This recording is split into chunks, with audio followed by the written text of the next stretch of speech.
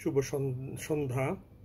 আজকে 1 অক্টোবর 2024। গতকাল রাতে একটি ভিডিও করেছিলাম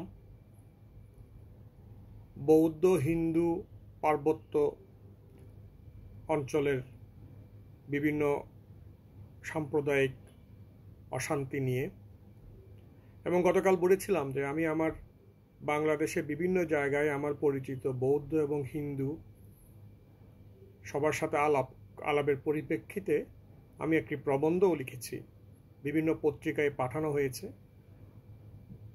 দেখা যাক তারা ছাপায় কিনা। সুতরাং গতকাল যা বলেছি আগের পর্বে, এবং গতকাল রাতে যখন আমি আলাপ করছিলাম তখন পাহাড়ের মধ্যে যে কোনো মুহূর্তে আরও ঘটনা ঘটার সম্ভাবনার কথা বলেছিল পার্বত্য অঞ্চলের আমার পরিচিত কেউ কেউ। যে কোনো প্রকারে আজকে সকাল থেকে পার্বত্য অঞ্চল খাগড়াছড়িতে আবার একটি অনাকাঙ্ক্ষিত ঘটনা আমরা জানতে পারলাম। বিভিন্ন সংবাদ মাধ্যমে, সোশ্যাল মিডিয়াতে যে ভিডিওগুলো দেখছি আমরা, সেগুলোতে বোঝা যাচ্ছে অবস্থা ভয়াবহ। বিভিন্ন টিভি চ্যানেলে যে আমরা ফুটেজগুলো দেখলাম সেখানে বিভিন্ন আওয়াজ হচ্ছে। আমরা সাধারণ মানুষ, আমরা বুঝি না এগুলো কি বুলেটের আওয়াজ না কিসের আওয়াজ। অনেকটা বুলেটের মতন আওয়াজ পাচ্ছি। যদি সেখানে গোলাগুলি হয়ে থাকে তা আরও ভয়াবহ কিছুর ইঙ্গিত বহন করে। 144 ধারা জারি হয়েছে, তাতে বোঝা যাচ্ছে অবস্থা আসলে ভয়াবহ। সাম্প্রদায়িক এই দাঙ্গাগুলো যে হচ্ছে, আমি আমার আগের ভিডিওতে বলেছি পার্বত্য অঞ্চলকে অশান্ত করার জন্য একটি আন্তর্জাতিক ষড়যন্ত্র চলছে, এবং আমাদের গর্ব অহংকার বাংলাদেশ সেনাবাহিনী ও ক্যাম্প ওখান থেকে সরিয়ে নিয়ে যাওয়ার জন্য বিভিন্ন গোষ্ঠী প্রচারণা চালাচ্ছে। কিন্তু আমরা মনে করি যে ওখানে সেনাবাহিনীর উপস্থিতি আরও জোরদার করা জরুরি।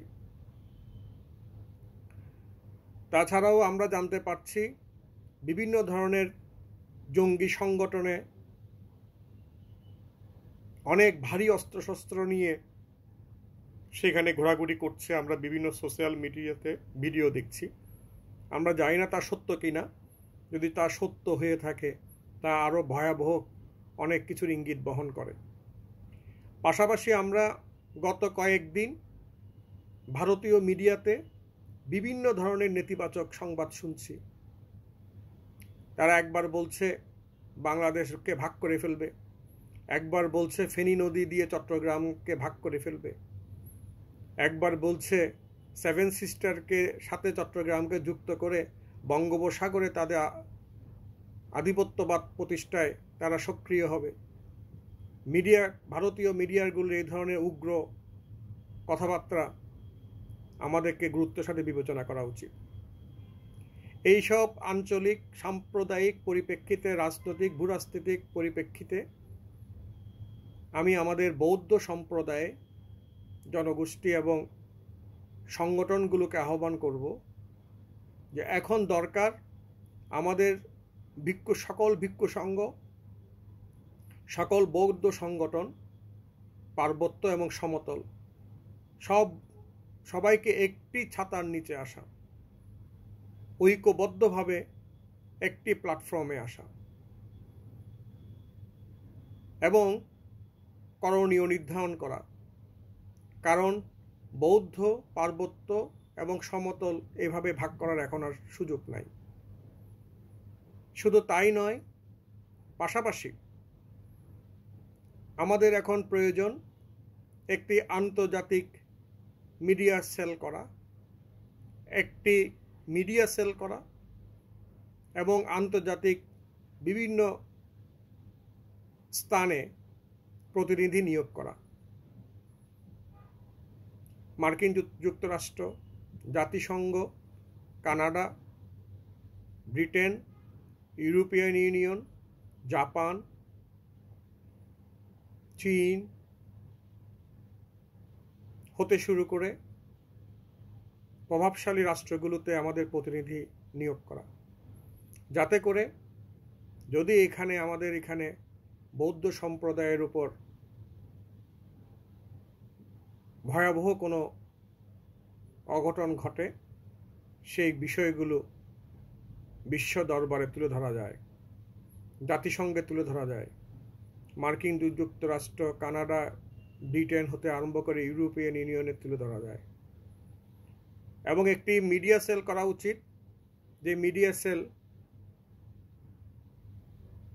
তাৎক্ষণিকভাবেই ক্ষয়ক্ষতি, জানমালের ক্ষয়ক্ষতি, যদি কেউ আহত হয়ে থাকে আহত এবং নিহত হয়ে থাকে নিহত, তার সঠিক তথ্য উপাত্ত রাখবে।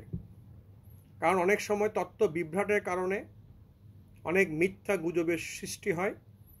সেই মিথ্যা গুজব রাষ্ট্র এবং সম্প্রদায় উভয়ের জন্যই একটি খারাপ বিষয় হয়ে দাঁড়ায়।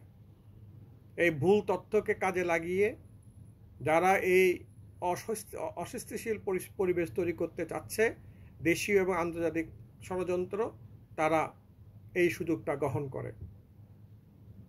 সুতরাং আমি আমাদের বৌদ্ধ সম্প্রদায়কে বলবো যে ভারতীয় মিডিয়ার বিভিন্ন প্রপাগান্ডা বক্তব্য, বাংলাদেশে বিভিন্ন উগ্রবাদী সংগঠনের বক্তব্য,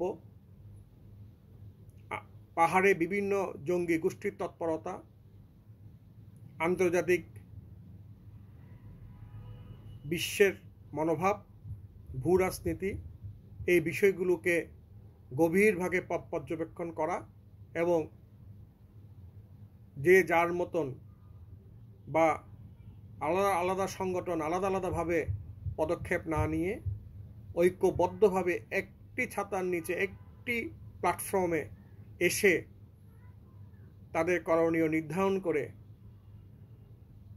এগিয়ে যাওয়া উচিত বলে আমি মনে করি।